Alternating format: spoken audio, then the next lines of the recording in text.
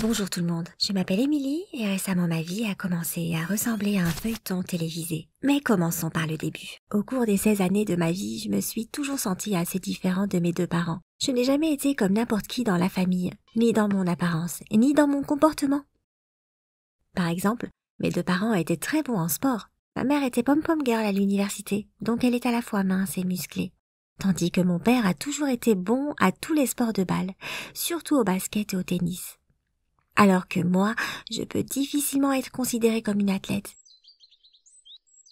Je ne suis même pas douée pour la course à pied, si bien que j'essaie souvent de sécher mes cours de PS. Au début, mes parents étaient inquiets et m'ont même emmenée chez le médecin. Mais ce dernier a déclaré que j'étais normale et en parfaite santé. Je ne suis juste pas faite pour être sportive. En plus, je déteste tout ce qui est lié à l'activité physique. Je préfère lire des livres ou dessiner. Et je suis vraiment bonne en sciences naturelles. C'est ce qui m'apaise le plus et m'aide à me détendre. Ce n'est rien, me diriez-vous, mais je me suis toujours sentie mal à l'aise lorsque toute la famille se réunit et joue au ballon, par exemple. Je m'assois quelque part sous un arbre et je fais un énième portrait de famille.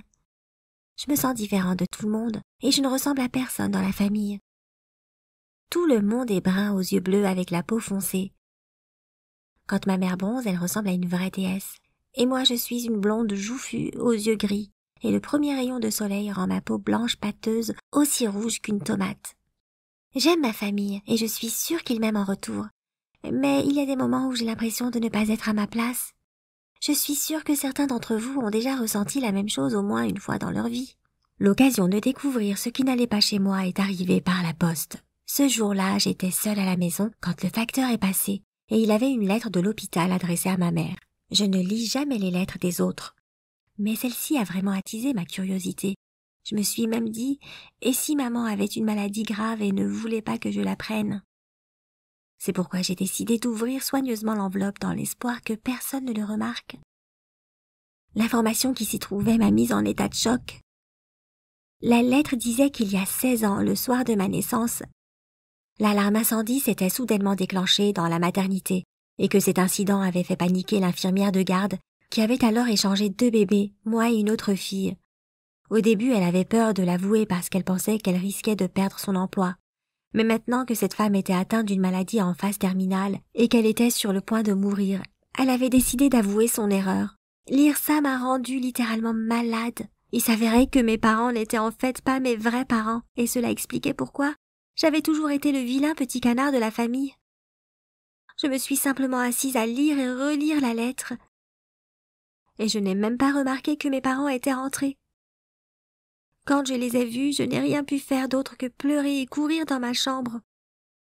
Je ne savais pas comment réagir ou quoi dire, et j'étais allongée sur mon lit quand mes parents ont frappé à ma porte.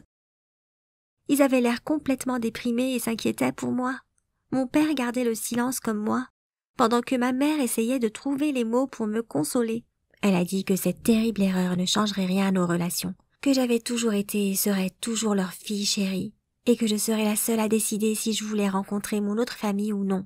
J'étais effrayée et dévastée par cette lettre, mais quand mes parents m'ont enlacée, j'ai réalisé que je les aimais plus que tout au monde. Cette nuit-là fut une torture pour tout le monde. Je n'arrivais pas à dormir du tout. Plusieurs fois, j'ai entendu ma mère pleurer dans la salle de bain. Et j'ai remarqué que mon père était sorti fumer alors que je ne l'avais jamais vu tirer sur une cigarette. L'autre jour, j'ai pris ma décision. Je voulais contacter mes parents biologiques.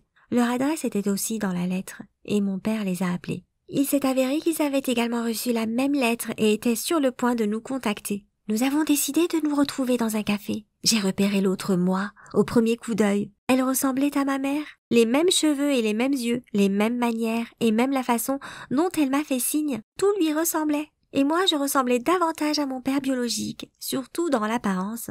Seule mon inaptitude au sport semblait être héritée de ma mère. La rencontre s'est plutôt bien passée. Bien sûr, c'était une situation embarrassante et personne ne savait exactement quoi dire, mais tout le monde semblait plutôt amical les uns envers les autres.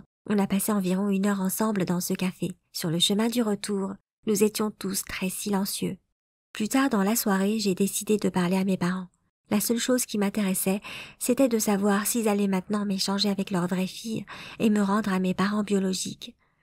Il s'est avéré qu'ils avaient peur que je veuille moi-même les quitter pour aller vivre dans l'autre famille. Mais bien sûr, aucun d'entre nous ne voulait changer de vie.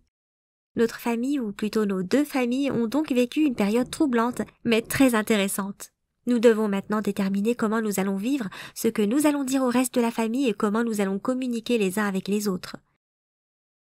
Bien sûr, j'aime mes parents et je ne vais les échanger contre personne. Mais j'ai toujours voulu avoir une sœur et maintenant j'en ai une. Bientôt, nous nous reverrons. Qui sait, cette nouvelle rencontre nous aidera peut-être à fusionner nos deux familles en une famille plus grande et plus heureuse. Vous voyez maintenant pourquoi ma vie ressemble à un feuilleton? Espérons qu'il se terminera bien. Maintenant, je veux savoir